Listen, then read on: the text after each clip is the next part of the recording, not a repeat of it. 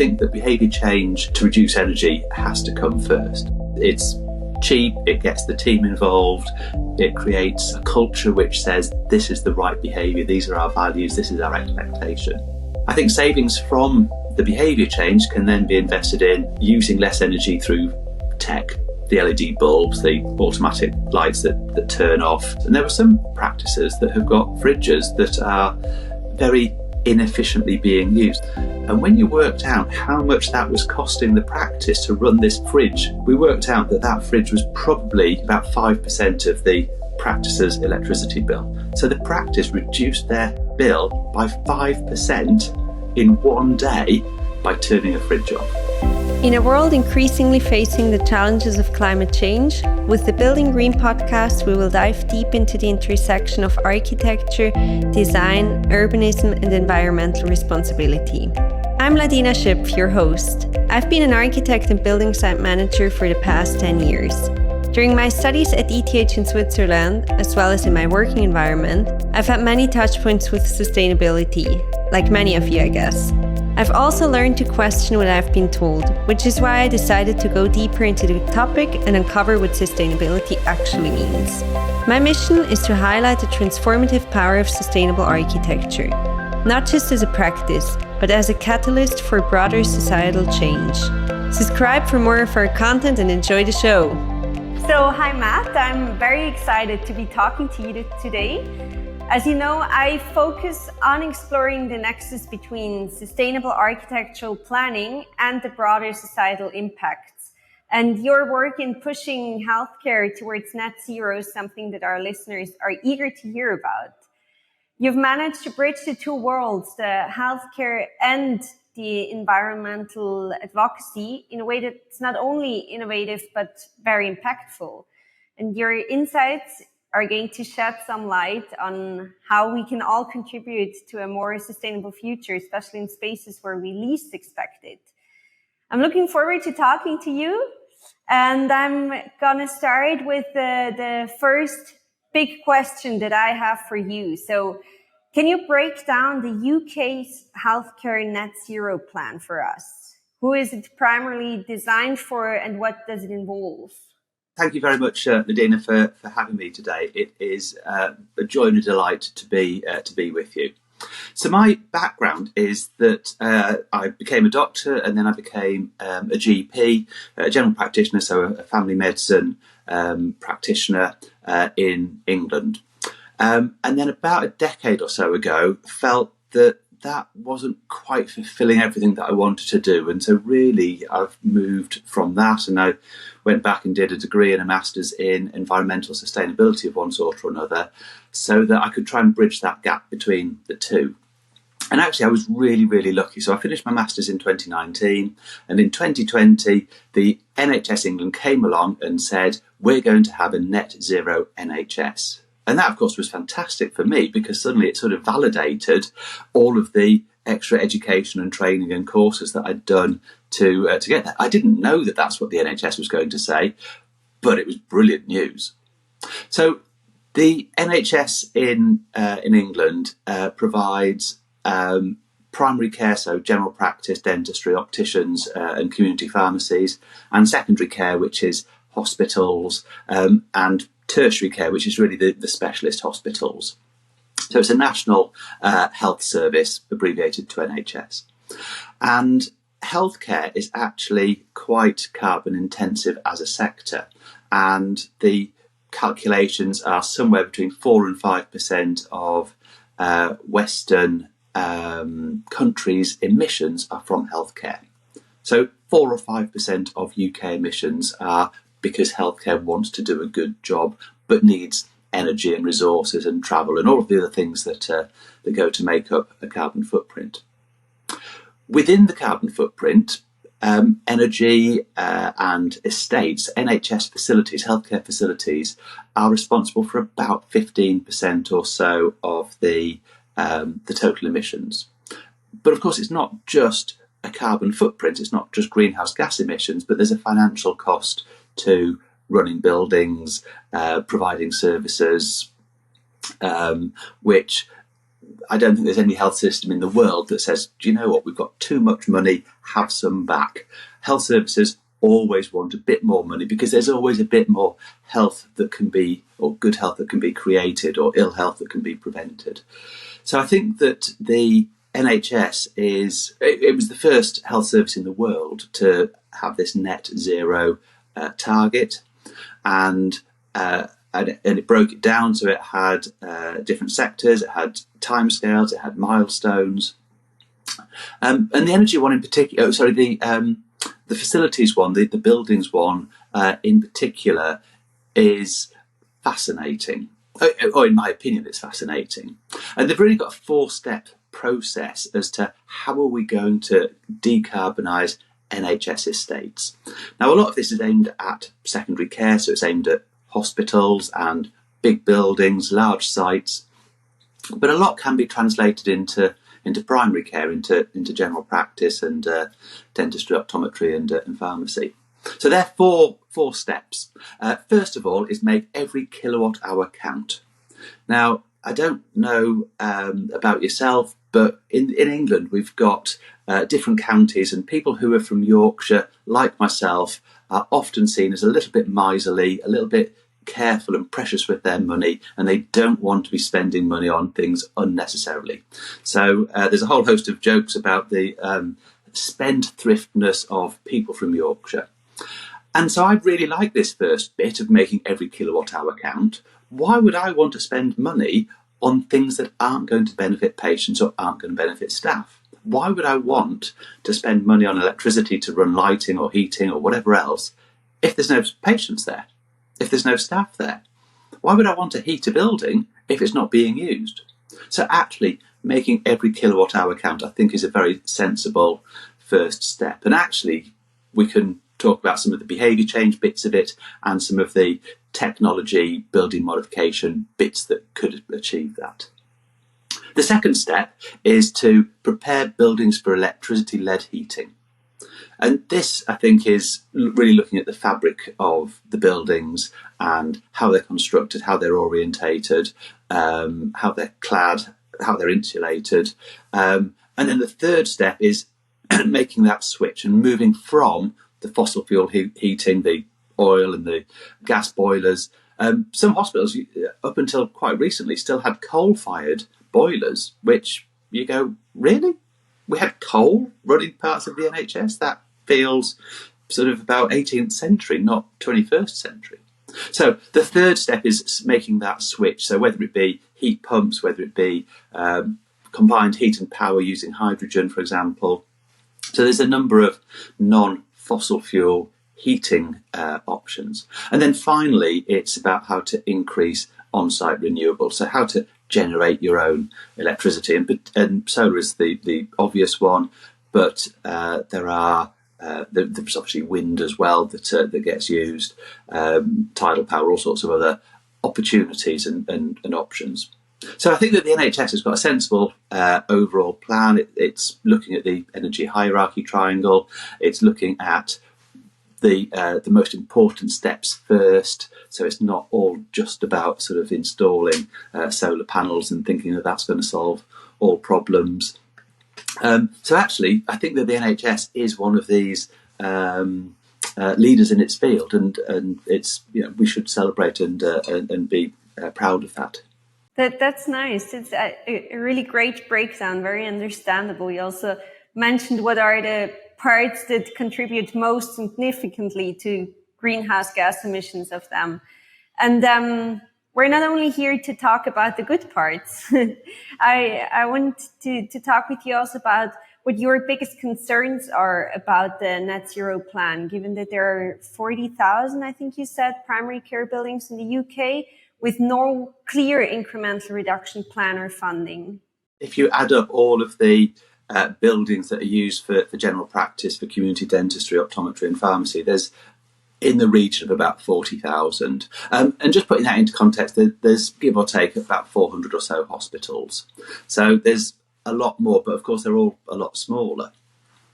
One of the difficulties has been, there's a number of different difficulties. One is that hospitals are big places, they've got big teams, they've got energy teams, they've got estates teams, they've got travel teams, they've got a whole host of different specialists who've got knowledge and experience and training in that area. So if you want to speak to somebody who has got a lot of energy experience, there will be an energy manager.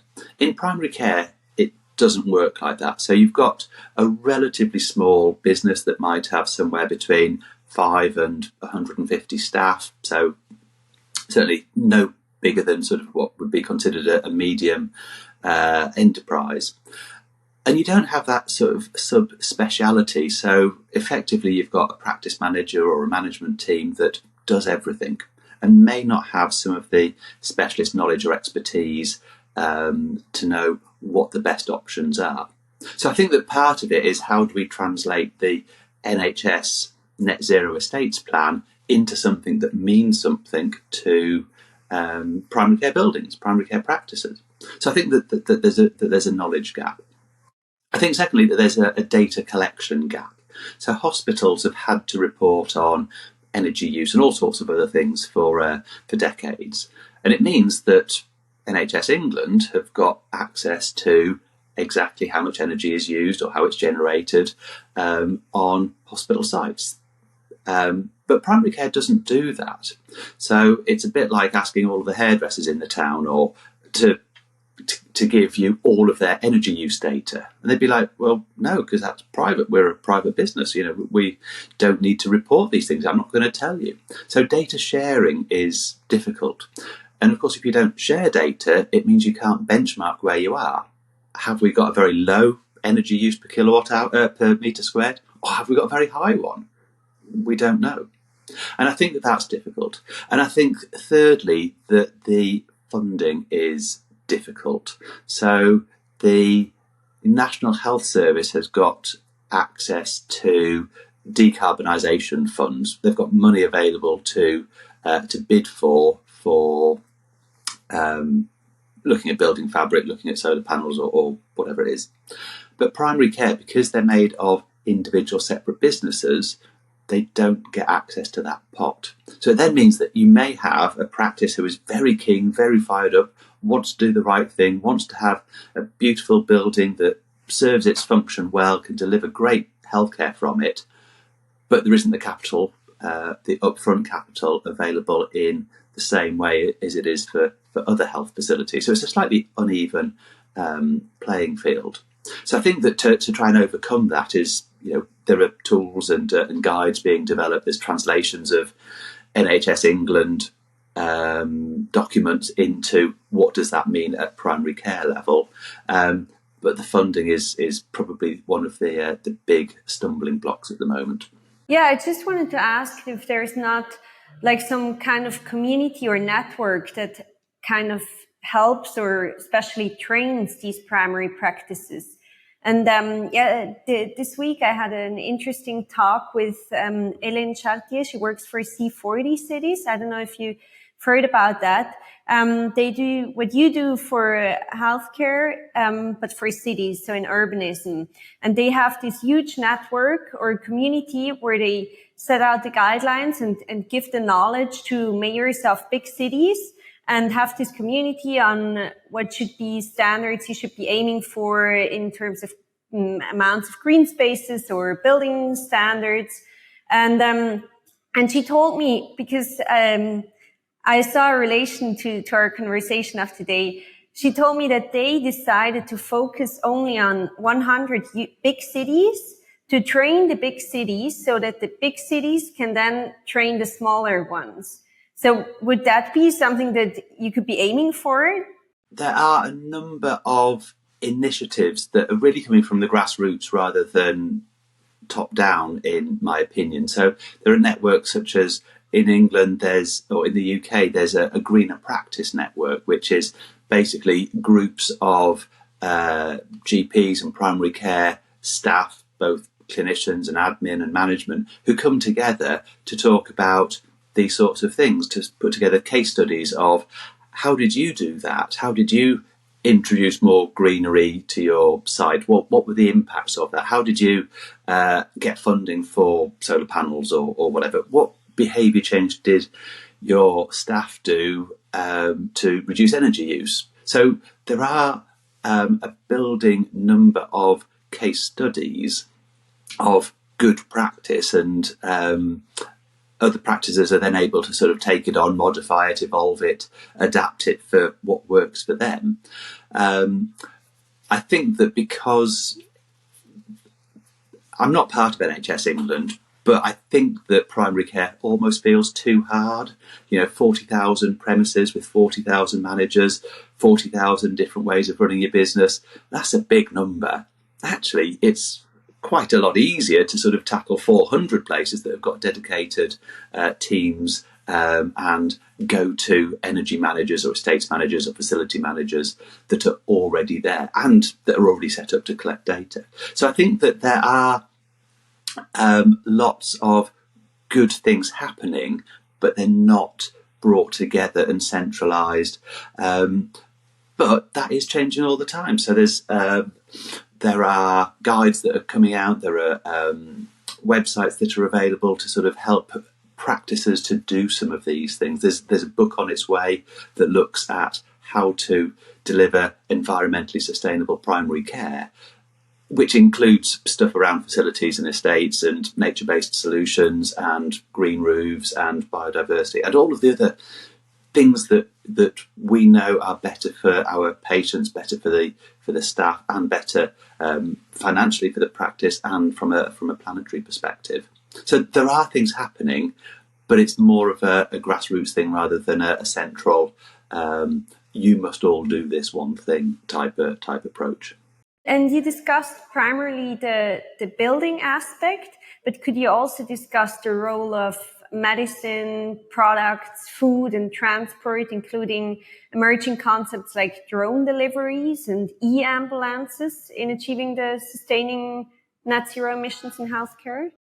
I'd probably start with still thinking from an architecture and a town planning perspective, because we know that there's quite a lot. And I know that on one of your previous podcasts, you had somebody on talking about the importance of nature and the natural living world. Well, actually, there's a lot of health benefits as well. So there was a report out last year that said that the financial impact of living near a green space was huge, because there was improvements on things like reducing or lowering depression rates. Well, that sounds pretty good. There was better cognitive development if you are in a place with more green space. Well, from a health perspective, that's great news. We know that there is reduced mortality if you live near more green spaces. So actually, there's a real health gain and reducing patient demand and illness by getting it right.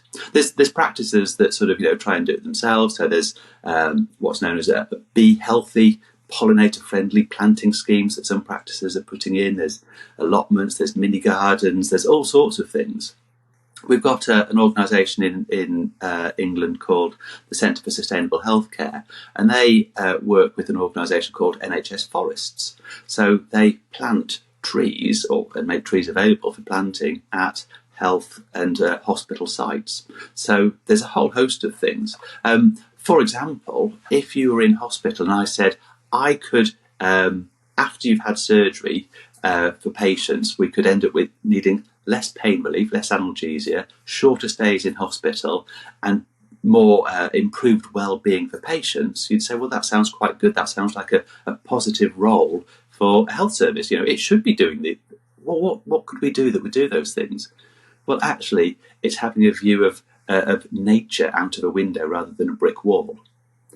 So suddenly there's all of these additional benefits, health benefits, of getting that architecture, that urban planning right. So from a health and a sustainability perspective, we should really start at how can we keep people healthy, how can we help those who are unhealthy to get more healthy, and how does our environment and our planning allow us to do that. And then beyond that, there's a whole host of other things that healthcare can do to reduce its carbon footprint. from using prevention. So, for example, actually in the press today, at time of recording, there was a paper out which said patients have less demand on health services if they see the same clinician each time. So a very simple change. So actually we can prevent worsening health by having more continuity with the same clinician. Well, that's nothing to do with architecture. That's nothing to do with, it feels like it's nothing to do with sustainability, but actually it's preventing ill health. So there's a lot of things that we can do along with medicines. Medicines are a big carbon footprint, a big impact for the health service, and there's a new tool that's being launched in the next in spring 24, looking at the carbon footprint of all of the medication that we can prescribe as tablets and capsules, and this is by an organisation called UMaker. So suddenly we're going to be able to know what's the alternative. What could we change that's equally as good for the patient, equally as good financially, but actually has a lower carbon footprint? So there's some substitutions in medicines that can be made. You mentioned drone delivery. Well, actually, travel and transport is a big part of the carbon footprint of the health service. Not just in terms of patients getting to appointments, but for staff and for supplies, medical kit and equipment that's being sort of transported all over the place. And there's a number of different things that can be done to reduce that. So, for example, we did a travel survey for a practice and calculated their total travel for everybody who went to this, all of the staff who got to the surgery. 250,000 miles a year was the cumulative travel for staff. And actually, when you start working out what the carbon footprint of that is, it's huge. When you start working out what the impact on air pollution is, it's huge. And actually, we know air pollution ends up putting people in hospital. It can affect people of all ages, whether you're unborn, all the way through to increasing dementia and cataract rates in older age. It's not just a respiratory thing.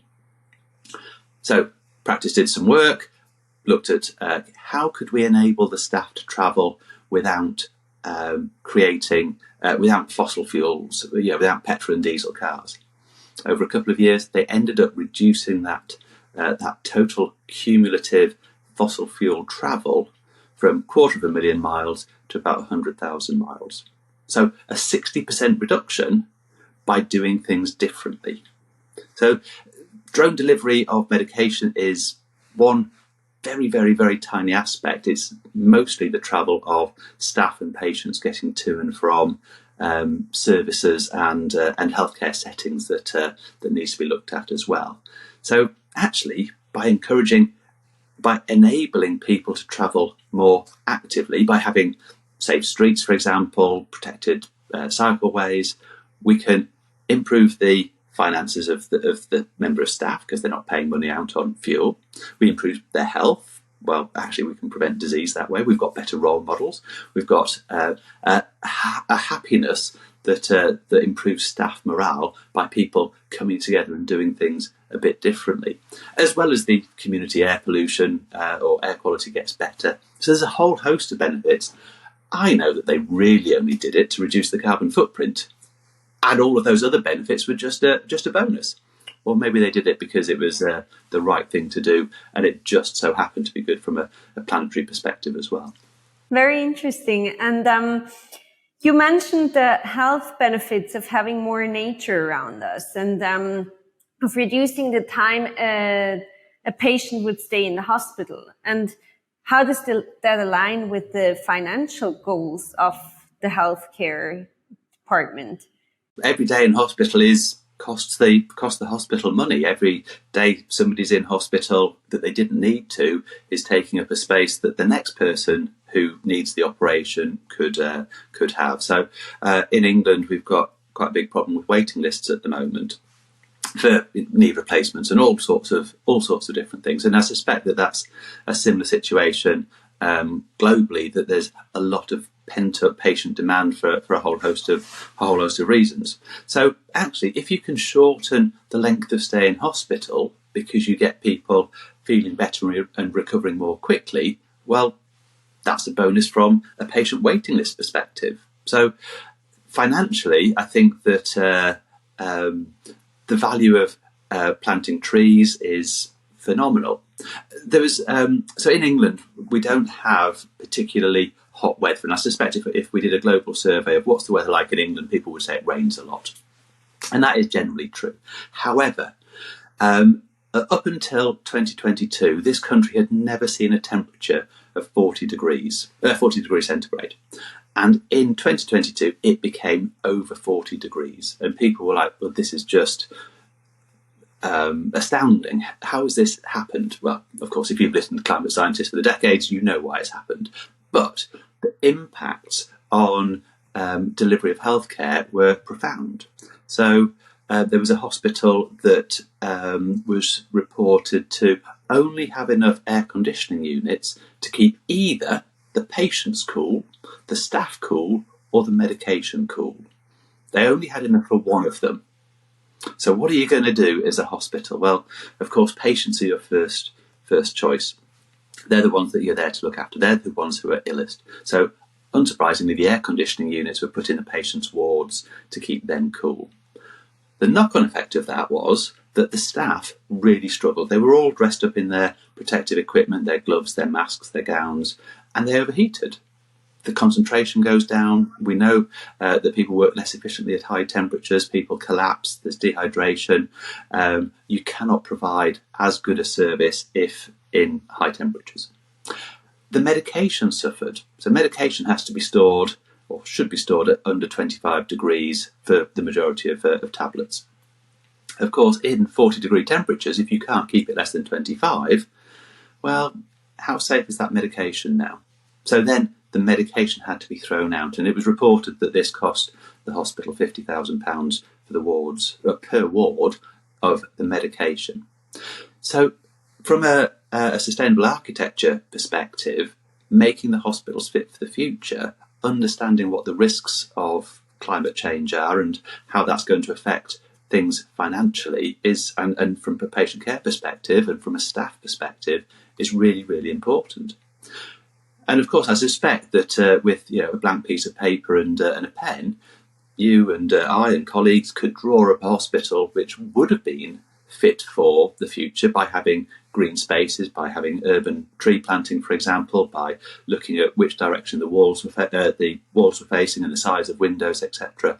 And actually, we may have been able to avoid some of the complications of those 4 or 5 days of very, very high temperatures, or what we consider in England to be high temperatures.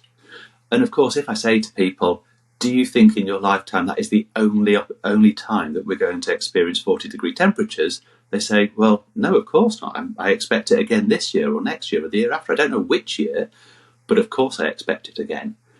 So it means that if we've had it once and we struggled, actually, how are we going to plan our buildings so that we can look after patients, we can look after staff, we can look after medication without having the big financial hits that places suffered from in 2022.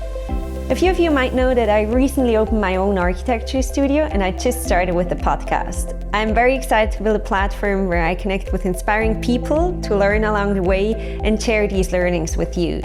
So if any little thing has inspired you, or if you learned anything new, I'd appreciate if you could rate the show or share my content on social media, Spotify or YouTube or wherever you listen to it. And if you think there are any touch points between you and me, I'd be super happy to connect with you. Feel free to reach out on any platform. You just mentioned that we could theoretically plan a great sustainable healthcare unit. And you also mentioned once that an interesting approach, that concept of starting at zero, staying at zero. So what advice would you give a younger generation or someone that's new to healthcare or wants to open his first practice? What advice would you give them to help them build practices that are sustainable from the ground up? I would start by looking at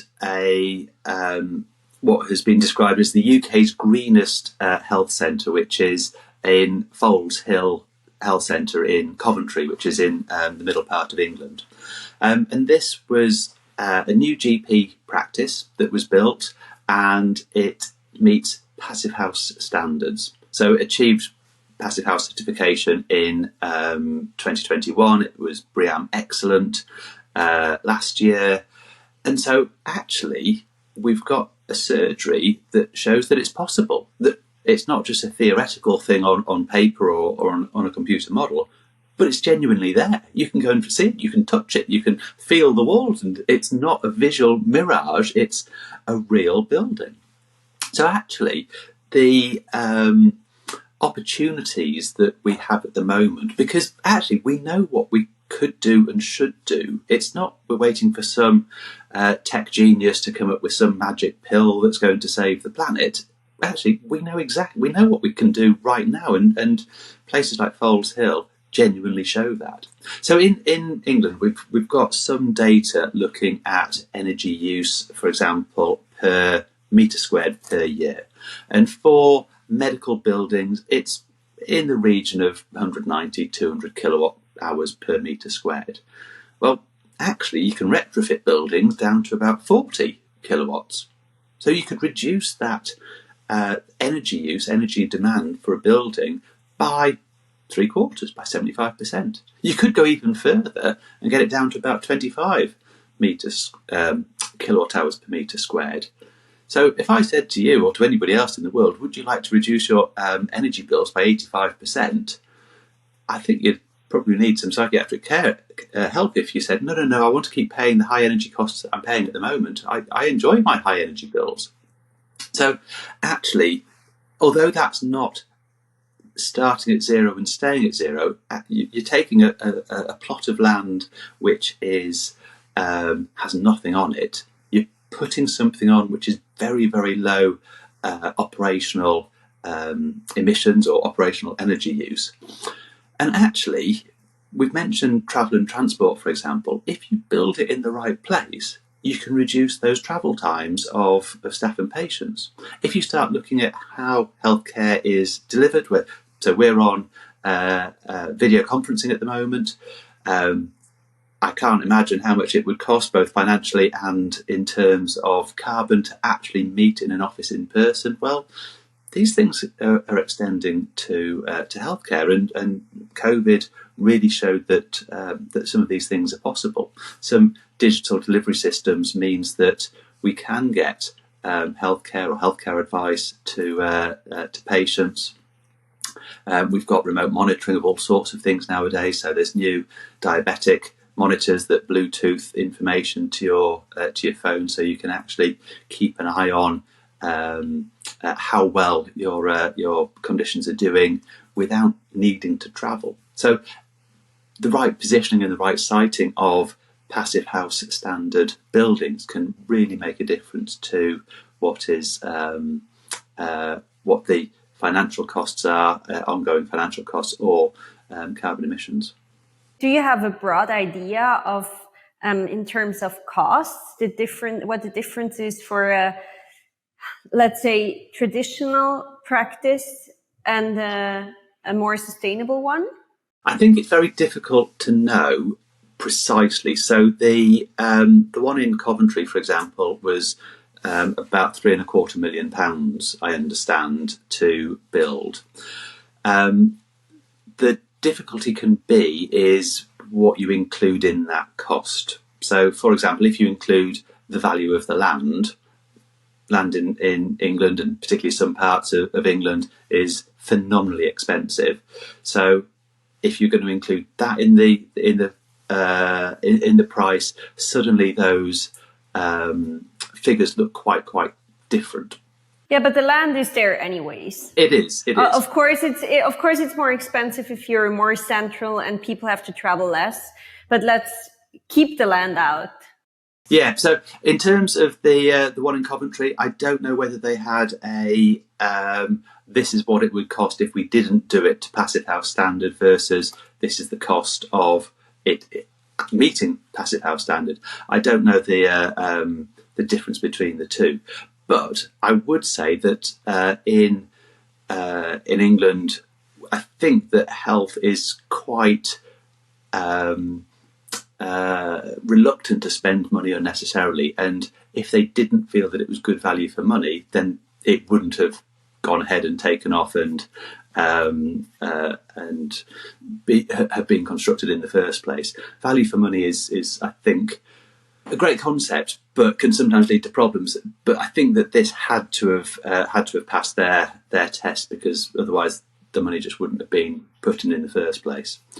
But I think it also shows that if it's good value for money in one place, well, actually, it's like to be good value for money in another place, and it's down to whether there's a capital budget for it, and how big that capital budget is. And I think that there's a lot of things which are could be seen as optional extras that and how much would it cost for rainwater harvesting? Well, actually, over its lifetime, it's going to be the same for if you're going to spend money on a water system, buying it from the mains versus rainwater harvesting, you're going to spend the same over time.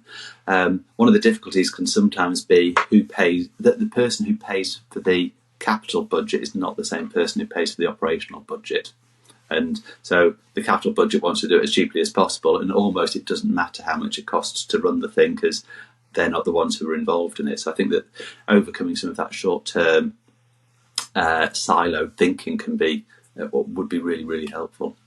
Yeah, and there's also all the long-term savings that might not be taken into account, like the energy that you don't have to buy because you produce it yourself. Absolutely, and I think that there's a real host of examples. So that there's a hospital in London called Barts that ran a scheme called Operation TLC. And it doesn't stand for Tender Loving Care, but it's turn off unused equipment, turn off lights, and close doors. And they did this because they thought that they were going to try and reduce their energy, and turning off equipment and turning off lights and closing doors does exactly that, so that they save some money, they reduce their carbon footprint. But they actually found that there were some other benefits as well. So it improved staff and patient well-being.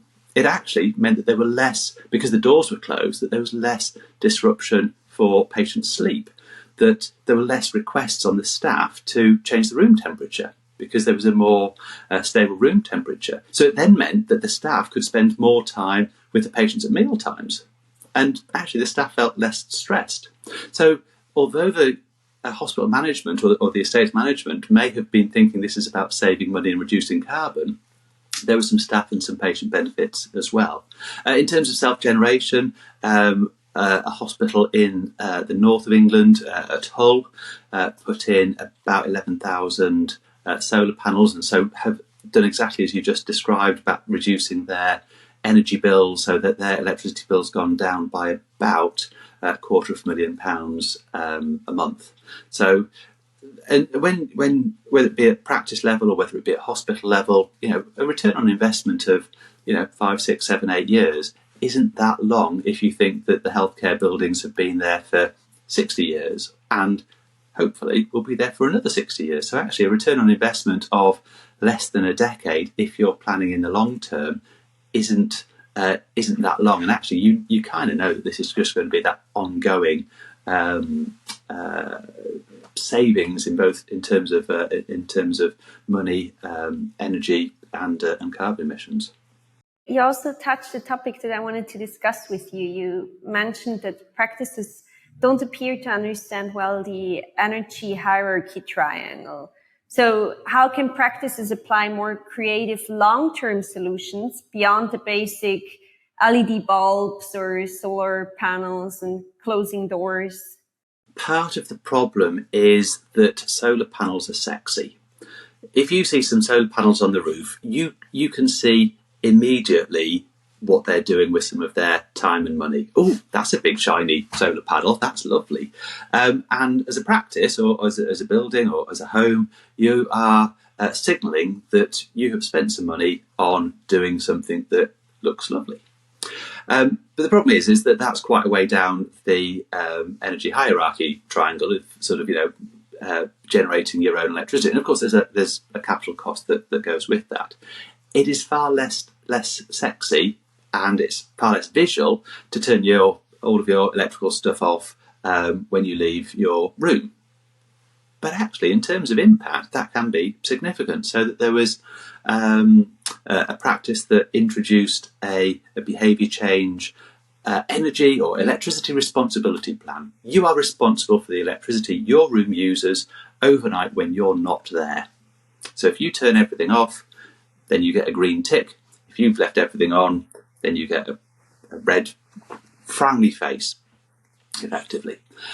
And actually, something as simple as that saved the practice something like 10% of their electricity because of the amount of stuff that had been left on, all of those printers and computers and everything else.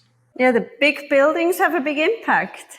Absolutely. But it's not sexy. You can't see that. And so I think that one of the issues is that people like to show off their good behaviour, their positive green credentials, and showing a member of the public, well, this was our energy bill last year and this is it this year, and look, we've saved 10% of our electricity by turning things off, isn't anywhere near as visual or as beautiful as a roof full of solar panels or something similar. So in terms of the energy hierarchy triangle, I think that behaviour-based or behaviour change to reduce energy has to come first. It's cheap, it gets the team involved, it creates a culture which says this is the right behaviour, these are our values, this is our expectation. I think savings from the behaviour change can then be invested in using less energy through tech, the LED bulbs, the automatic lights that turn off, whether it be light sensors or time sensors. It can be when the equipment needs upgrading that you're going for the most energy efficient model. So we did some work with looking at the amount of electricity used by fridges in practices. And there were some practices that have got fridges that are very inefficiently being used. So there was one practice, for example, that had a staff room downstairs, and almost all of their staff put their lunchtime sandwiches in the downstairs staff room fridge. But there was a fridge upstairs in the secretary's room where there were two people who worked, and they put their sandwiches in that fridge. And then at lunchtime, they took the sandwiches out, went downstairs and ate them in the staff room with everybody else. So this fridge was being used 24 hours a day, 365 days a year, but was only actually doing its job between 8 in the morning and 12 at lunchtime for 4 hours for two sandwiches. And when you worked out how much that was costing the practice to run this fridge for only being used for 4 hours, they suddenly went, they said to the two secretaries, do you mind putting your sandwiches in the fridge downstairs? And they said, well, no, of course not. We walk past the staff room every day. So, of course we can do that. Turn their fridge off. And suddenly, and we worked out that fridge was probably, because of how the practice was using energy, was about 5% of the practice's electricity bill. So the practice reduced their bill by 5% in one day by turning a fridge off. It was one of these that. So I absolutely agree that So I think that looking at how to use things efficiently is really, really useful. But actually, changing your energy provider to one who's 100% renewable, I think, is, again, from the 40,000 primary care buildings and facilities, is a much easier option than putting on solar panels, constructing your own wind farm, building your own nuclear reactor in the garden type generating electricity. So actually, we can have multiple practices doing the right thing from a building and a facilities and estates perspective, almost overnight, depending on length of electricity contract and that sort of thing. But you can supply your premises with 100% renewable energy without having to install a solar panel yourself. But I think practices like the sexiness of showing off that they've got a panel. You at Sea Sustainability, do you do these kind of analysis, like with collecting data from a practice and analyzing who uses which fridge? Or it's a small example, but you do these kind of analysis and collect these kind of data to show them where they have the biggest gap, let's say. Yeah, absolutely. And I do energy surveys or electricity surveys, looking at the equipment, and it's not just the equipment and the energy rating for that one piece of equipment, but it's saying how many of those pieces of equipment have you got. So if you've got 20 computers, but actually you've got 40 monitors, because everybody has 2 monitors these days, actually does everybody have a printer? Well, there's a lot of practices where, because we do a lot more things digitally now, so sending patient information or prescriptions digitally in England, you don't need that printer, or you don't need 20 of them in a building. So it's saying to a practice, how many of these things do you have? But yes, no, I go and I count how many light bulbs and what wattage the light bulb is and how many hours a day it's on, because I think that when you get that level of detail, you can start to say, these are the right things, or these are the things that are going to be most impactful. So really the question is, how do we offer high quality healthcare at a financially affordable price, cost, and that doesn't harm the natural living world? And I think that for me, that level of detail, that level of data is really important, so that actually you can work towards the best quality healthcare that you can at the lowest, or without wasting money and without harming the planet simultaneously. So yeah, I love the data.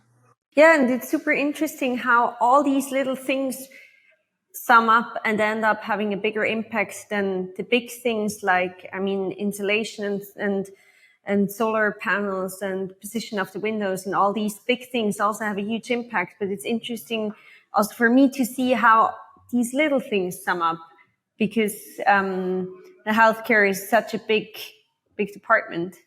Absolutely. I think that if we had that blank piece of paper, we could design a series of facilities that would be used for primary care and secondary care.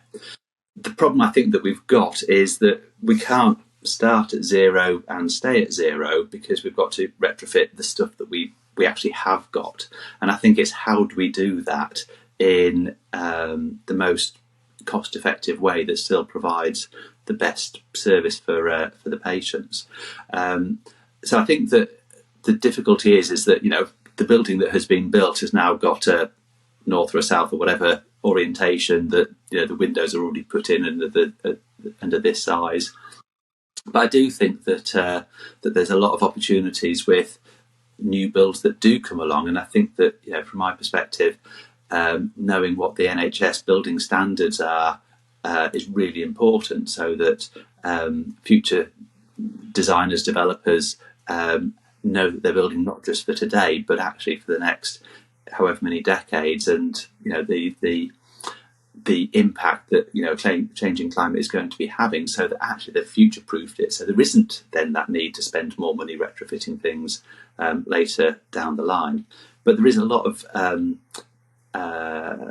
sort of building stock at the moment used by the health service that's not really fit for purpose, and it's how do we get that fit for purpose through renovation or retrofitting and refurbishment schemes, so that we can have something that works well for patients, for patient outcomes, for healthcare, green spaces, and isn't going to cost a fortune as well. And so, with all the knowledge and the experience that you have now, if you had all the resources of the world, or like unlimited resources, what kind of project would you do? I think that I would, from a health service perspective, one of the things that is well known is what's known as the inverse care law. Those who have got most problems access healthcare least. So those who've got most inequalities, that they don't drive, that they access healthcare least. I would want to design a health system that could deliver high quality care for those who've got most inequalities. Because if we do it for those who've got most inequalities, actually everybody else benefits as well. It's a bit like putting a drop curb so that somebody in a wheelchair or pushchair can get over a road. Well, actually everybody benefits from that, not just the person who's in a in a pushchair. So I think that if we designed a health service so that it was accessible without fossil fuel vehicles, for example, so that we didn't have to rely upon car parks and car parking and a road network that produces pollution. If we could deliver health that was integrated into the natural living world. So we did have green spaces, we did have trees. Every few meters, we did have a green space at the end of each road. Actually, from a sustainable healthcare perspective, the prevention that would come with active travel, with nature-based green spaces, would be phenomenal. So actually, for me, it's not throwing out everything that we've got at the moment, but it's how do we design something which is far more focused on delivering healthcare that is sustainable and preventing illness, creating health, not just tackling in health from the outset. That's a wonderful answer, and quite a nice closing. So, just one last question: if our listeners want to find you, where can they get in touch with you? So I'm at csustainability.co.uk. You can find me on LinkedIn, so Matt Sawyer or Matthew Sawyer.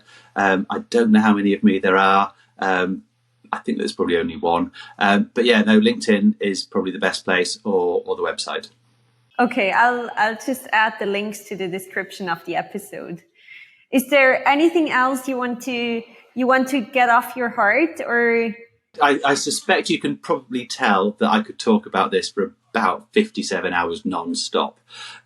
So I think that I've probably, hopefully, given a flavour into the great approach that I think NHS England has got for a whole health service, some of the problems, but also some of the great work, some of the great examples that have taken place and that are going on at the moment. And personally, I am positive and optimistic that collectively, by working cross-sector, we can make the world that a better place. But it is going to take the healthcare and the architects and the town planners and the energy suppliers all together to actually realise that vision, that dream. Yeah, I think so too. And that's actually my goal, to bring everybody together and swim in the same direction. Absolutely. My expertise in architecture is very, very little. I suspect that your experience in working within healthcare is very, very little. So the only way that I can get better is by learning from people like yourself and the other people who've been on this podcast and who will be in the future. Thank you very much, Matt. It was super interesting having you. Been an absolute pleasure. A huge thank you for listening. Make sure you subscribe to the show wherever you listen to the podcast to support me and so you don't miss an episode. And while you're there, I'd also be so grateful if you could rate and review us. If you have any guest suggestions or any feedback, you can find me on the socials at Ladina Schöpf. Thanks.